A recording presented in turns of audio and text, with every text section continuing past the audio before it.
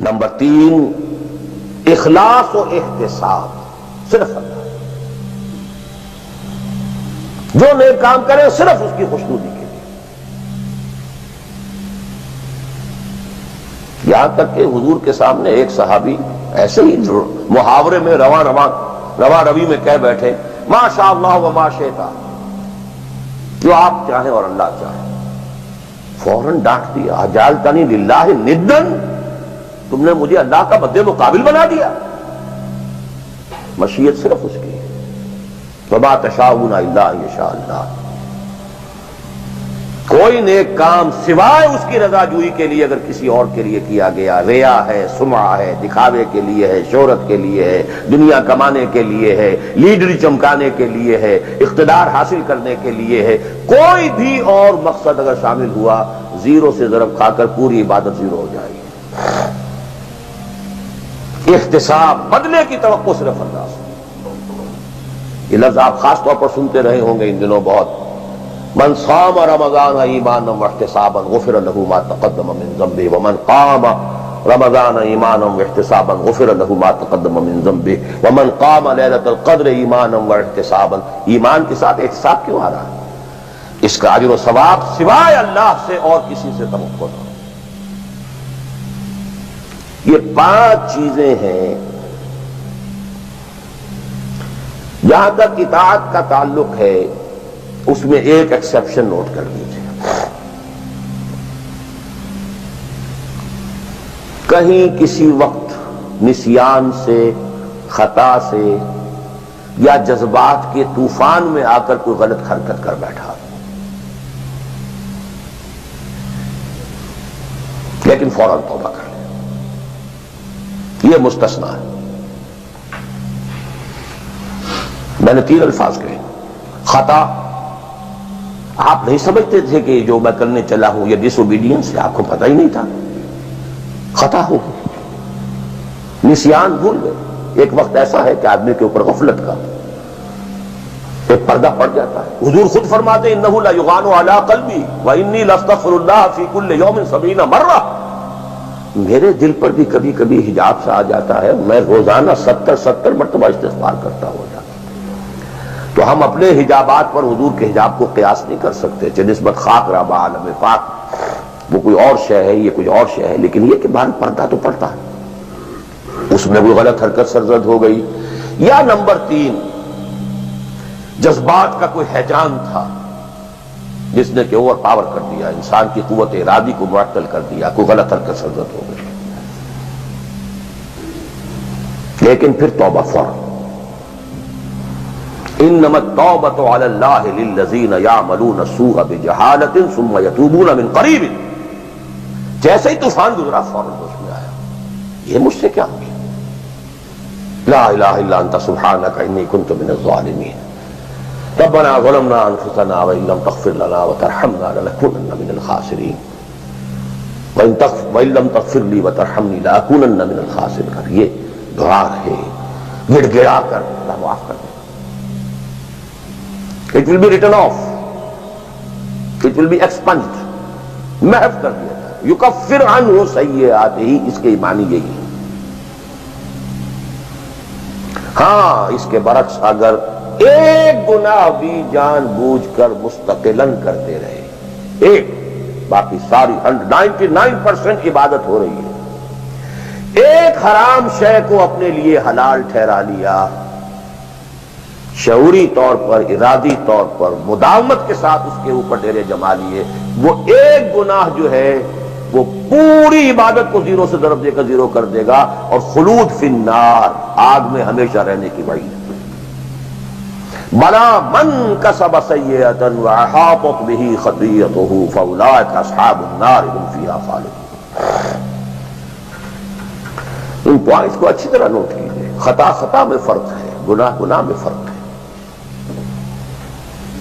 ایک گناہ غیر شعوری طور پر ہو گیا، خطا سے ہو گیا، نسیان سے ہو گیا، وقتی طوفان جذبات کا، کسی ایسی محفل میں تھے، مجلس میں تھے، کھو گئے، غلطی ہو گئی، فوراً متنبہ ہو گئے، فوراً۔ یہ اور جیسے کہ آدمی، مجھے اچھی طرح یاد ہے ایک مرتبہ اور میں بھولتا نہیں اس واقعے کو. میں میڈیکل کالج میں پڑھ رہا تھا تو ایک سائیکل پر جا رہا تھا کالج، اور سلپری تھی روڈ. جب سائیکل سلپ کرتی ہے تو پتہ نہیں چلتا میں کب گر گیا. گرا ہوں لیکن مجھے پتا اس وقت چلا جب اٹھ چکا تھا میں، جب میں گرا تھا. کیونکہ آدمی وہ پڑا نہیں رہتا، فوراً اٹھتا. یہ جو ہے فوراً اٹھنا، ثم یتوبون من قریب، یہ بھی بعد میں معلوم ہوتا ہے کہ میں گرا تھا جبکہ اٹھ چکا ہوتا ہے. اتنا انسٹنٹینیس ہوتا ہے. یہ ہے یتوبون من قریب. اور اس کو اللہ نے اپنے ذمے، انما التوبۃ علی اللہ، اللہ کے ذمے ہے یہ کہ وہ ایسے شخص کی توبہ قبول کرے. انما التوبۃ علی اللہ للذین یعملون السوء بجہالۃ ثم یتوبون من قریب. بہرحال یہ ایک اس کی ضمنی بات تھی کہ اطاعت کلی کے ضمن میں ان دونوں چیزوں کو ذہن میں رکھیے. گناہ کا ہو جانا، کل بنی آدم خطاؤون وخیر الخطائین التوابون، التائب من الذنب کمن لا ذنب لہ. بہت اس میں ہمارے لیے پر امید باتیں کہی گئی. اللہ کو اپنے گناہگار بندے کی توبہ سے اتنی ہی خوشی ہوتی ہے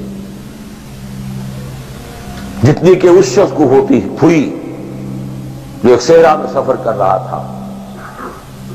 ایک ہی اونٹ تھا، اسی پر اس کا پانی تھا، اسی پر اس کا راشن تھا. تھوڑی دیر کے لیے سستانے کو لیٹا، آنکھ کھلی تو اونٹ غائب. دوڑ رہا ہے مشرق میں، مغرب میں، شمال میں، جنوب میں، تھک ہار کر بیٹھ گیا ہے. اب وہ موت کا انتظار کر رہا ہے. نہ پانی ہے، نہ کوئی غذا ہے، نہ کوئی سواری ہے کہ اس صحرا لقدق صحرا سے نکل سکے. کہ اچانک دیکھتا ہے کہ اونٹ تو کھڑا ہے، موجود ہے. تو اسے اتنی خوشی ہوتی ہے کہ وہ کہتا ہے اللہ تو میرا بندہ، میں تیرا رب. کہنا یہ چاہتا تھا اللہ تو میرا رب، میں تیرا بندہ، لیکن اتنا مغلوب ہو گیا ہے اس وقت جذبات میں خوشی کے کہ کہہ یہ بیٹھا کہ اللہ تو میرا بندہ، میں تیرا رب. اتنی خوشی ہوتی ہے اللہ کو اپنے کسی گناہگار بندے کی توبہ سے.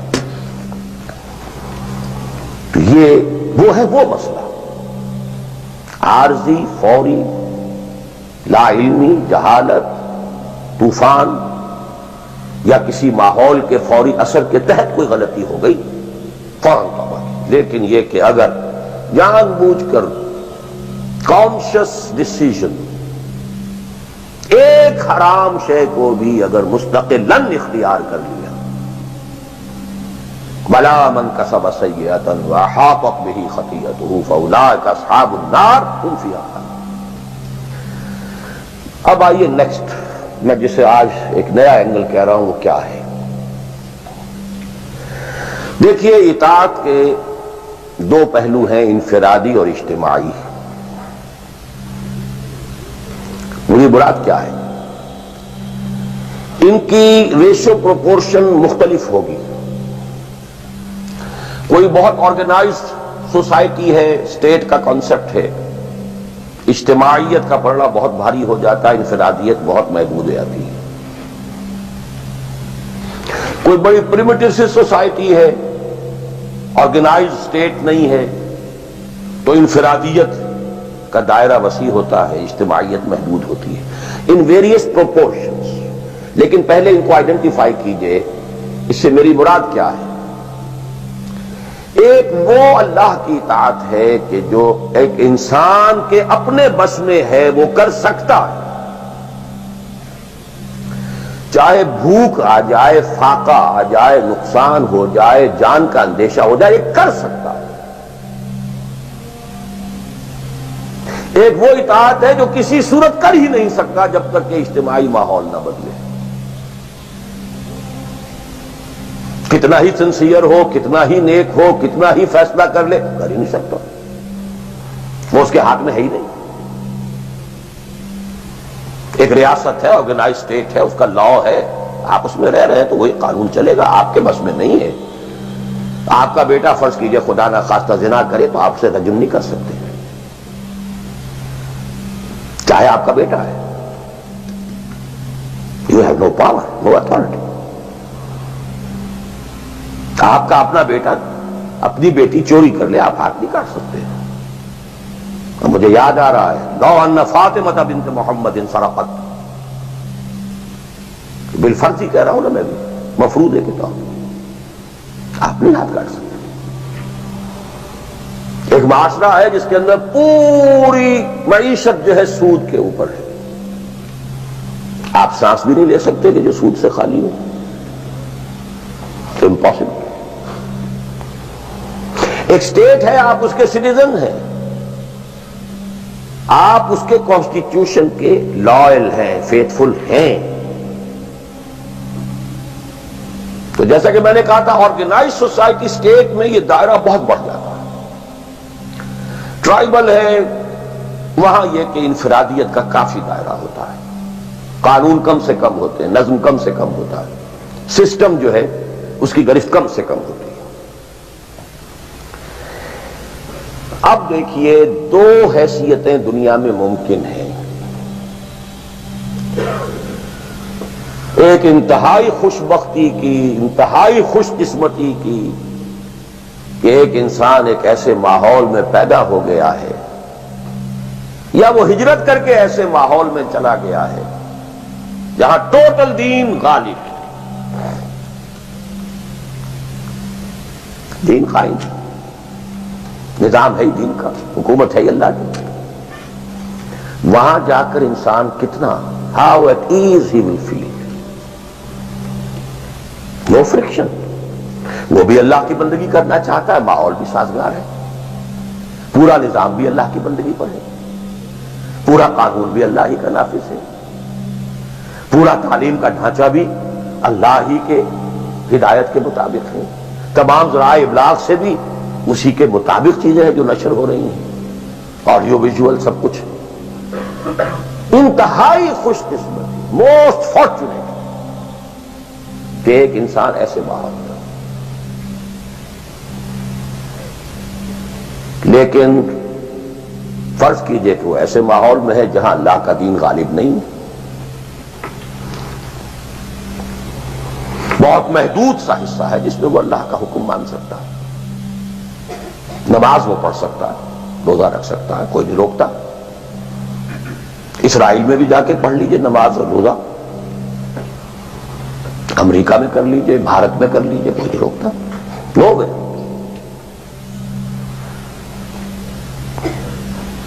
لیکن باقی ویرینگ ڈگریز میں ہوگا یہ کہ زندگی کا 75%، 80%، 50%، 60% وہ باطل کے قبضے میں ہے، تو وہ بھی تو 50%، 60% کافر ہے۔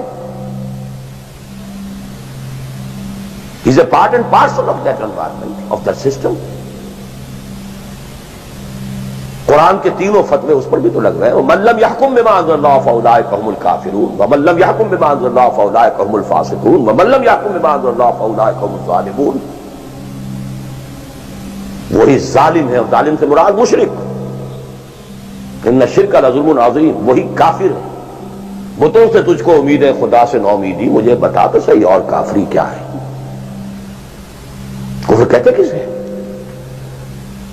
وہی تو فاسق ہے، ناہنجار ہے، باغی ہے۔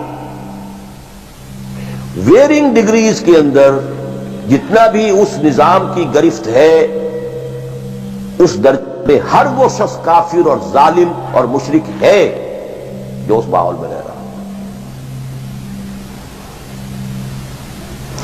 ان دونوں حالتوں میں دین کے تقاضے بالکل ایک دوسرے کے برعکس ہو جاتے ہیں۔ اب یہ پوائنٹ ہے جو میں چاہتا ہوں آج، I want to hammer it۔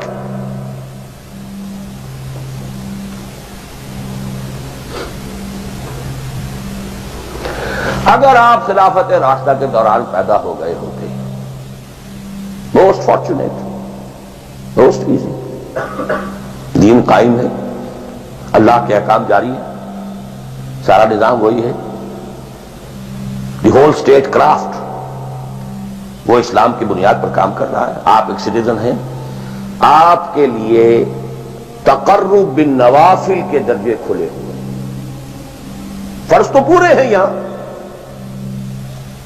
نفل نماز پڑھیے، نفل علم حاصل کیجئے، نفل روزے رکھتے چلے جائیے، نفلی چلے کیجئے، جو چاہیے تقرب بالنوافل، اور اس تقرب بالنوافل کا درجہ یہاں تک اونچا ہو سکتا ہے وَيَتَقَرَّبُ إِلَيَّ عَبْدِي بِالنَّوَافِلِ حَتَّى أَكُونَ، میرا بندہ نوافل کے ذریعے سے میرا تقرب حاصل کرتا جاتا ہے یہاں تک کہ میں اس کی آنکھیں بن جاتا ہوں جن سے وہ دیکھتا ہے، اس کے کان بن جاتا ہوں جن سے وہ سنتا ہے،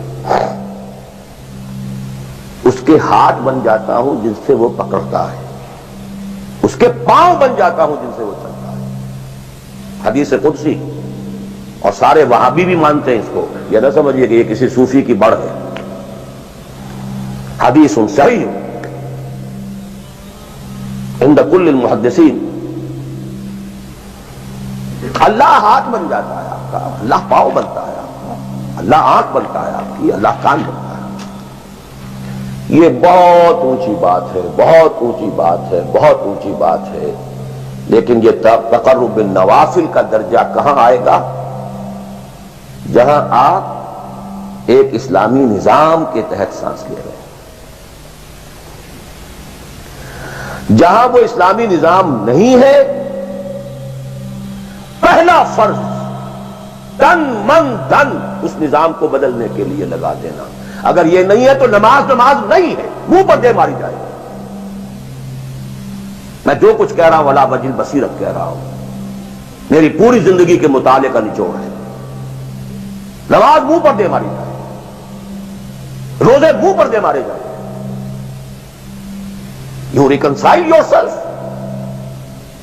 to that system جو میری بغاوت کے اوپر مبنی تھا۔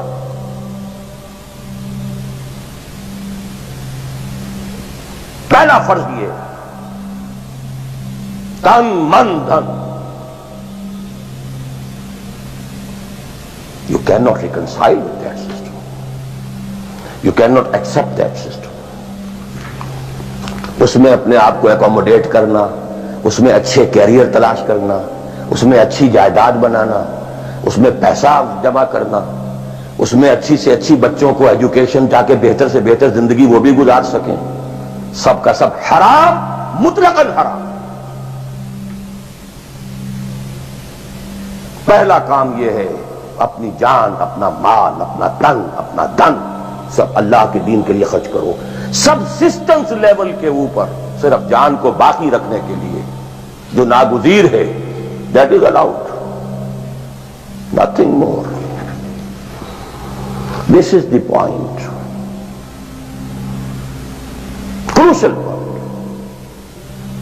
اب ہمارے سامنے حدیثیں ہوتی ہیں اور وہ سارے فضائل کی کتابیں ہیں اور یہ ہیں جن کا تعلق اس ماحول سے تھا جبکہ دین قائم ہو چکا تھا، اس کانٹیکسٹ میں باتیں ہو رہی، نفل کی بات ہو رہی ہے اور قیام اللیل کی بات ہو رہی ہے اور جو ہے ختم قرآن کی بات ہو رہی ہے، اور اگر فجر کے بعد بیٹھے رہے مصلی پر اور 2 رکعت پڑھ کر اٹھے جبکہ سورج نکل چکا ہے تو اب یہ اتنا اونچا سوال، یہ ساری باتیں all these things become absolutely irrelevant. The deciding factor is دین غالب ہے، ٹھیک ہے، چلو نوافل کی طرف، قرات کی طرف چلو، جتنا آگے سے آگے یتقرب الی العبد بالنوافل، ورنہ تقرب بالفرائض پہلے فرض کرنے ہیں، اور فرضوں میں پہلا فرض جہاد ہے۔ Now please note this word, جہاد اصل میں اس جد و جہد کا جامع عنوان ہے، your struggle against that system. لہذا انما المؤمنون الذين آمنوا بالله ورسوله ثم لم يرتابوا وجاهدوا باموالهم وانفسهم في سبيل الله. Integral part of the definition of a mu'min. اگر زندگی اس سے خالی ہے یا اتنی ہے، بس جتنی ہو جائے نفل کے درجے میں، اصل وقت اصل دھارا بہ رہا ہے دنیا کی طرف، دنیا کے حصول کے لیے، جتنا پھیل سکیں، جتنا پھل سکیں، جتنا پھول سکیں، جتنی جڑیں گہری جما سکیں، جتنا کچھ اولاد کے لیے چھوڑ کر بڑھ سکیں، جتنا اولاد کو زیادہ سے زیادہ دنیا کی سہولتیں دینے حاصل کرنے کے قابل بنا کر جا سکیں، ساری تو توانائیاں اور ساری قوتیں اور ساری صلاحیتیں اور سارے اوقات تو کپے ہوئے اس میں۔ اچھا آپ کو تھوڑا سا دین کا کام بھی، آخر دھوکہ تو اپنے آپ کو دینا ہی ہے نا۔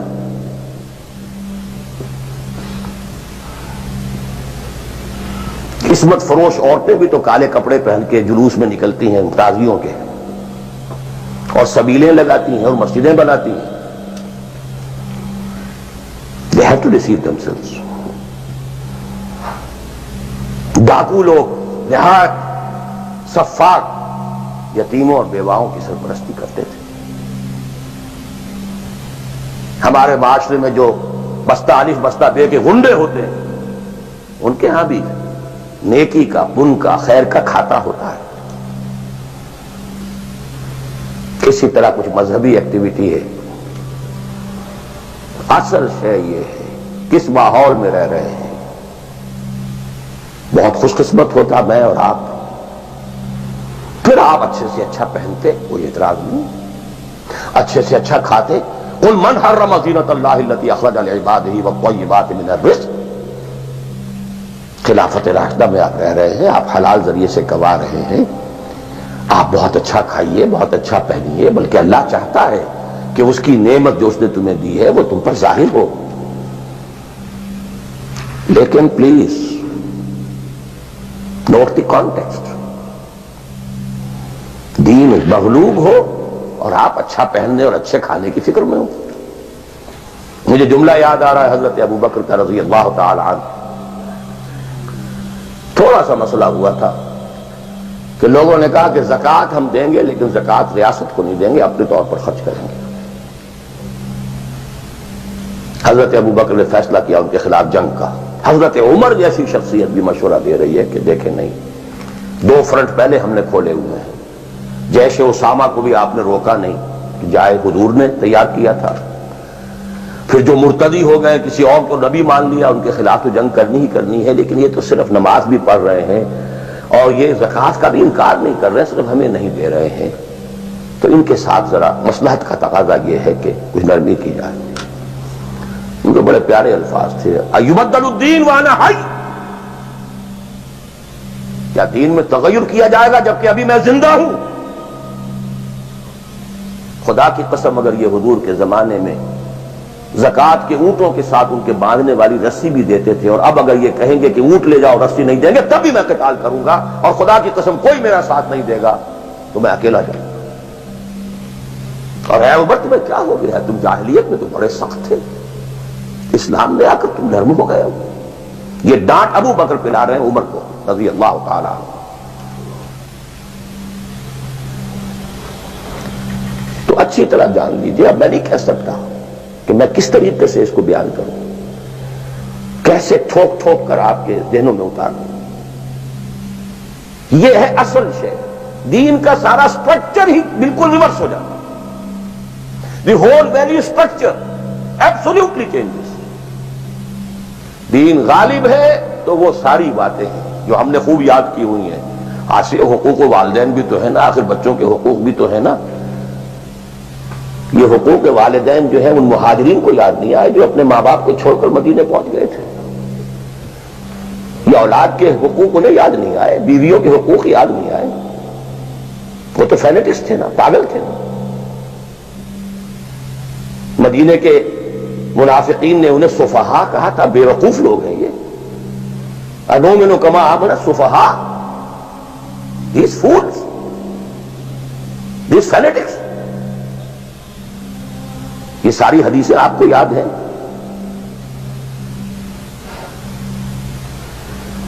فرق ہے، اسلام غالب ہے تو مسئلہ کچھ اور ہے۔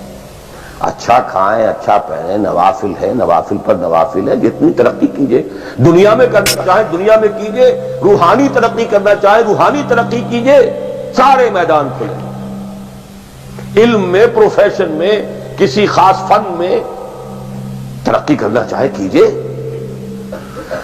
دین غالب نہیں ہے، اور آپ خود 50%، 60%، 70%، 90% کافر ہیں، اس لیے کہ اس ماحول کا جز ہے جس میں کفر کا نظام ہے۔ تو پہلا کام تو اپنے آپ کو اس کفر سے نجات دلانا ہوگا، پھر نماز بھی اسی کے لیے ہے۔ وَاسْتَعِينُوا بِالصَّبْرِ وَالصَّلَاةِ، مدد حاصل کرو نماز سے۔ کس کام کے لیے مدد حاصل کرو؟ The mission to make the deen of Allah supreme، ان اقیموا الدین۔ نماز اس کے لیے سبسروینٹ ہے، اس کے لیے مدد ہے۔ روزہ اسی کے لیے جنگ کرنے کی صلاحیت پیدا کرنے کے لیے ہے۔ اس لیے 23ویں رکوع میں سورہ بقرہ کے روزے اور رمضان کے احکام ہے، 24ویں رکوع میں قتال شروع ہو گیا۔ قاتلوا فی سبیل اللہ الذین یقاتلونکم۔ اور عرب جو ہیں وہ روزہ رکھواتے ہی صرف گھوڑوں کو تھے، خود تو رکھتے ہی نہیں تھے، کیونکہ گھوڑے کو استعمال کرتے تھے لوٹ مار میں، غارت گری میں، جنگوں میں۔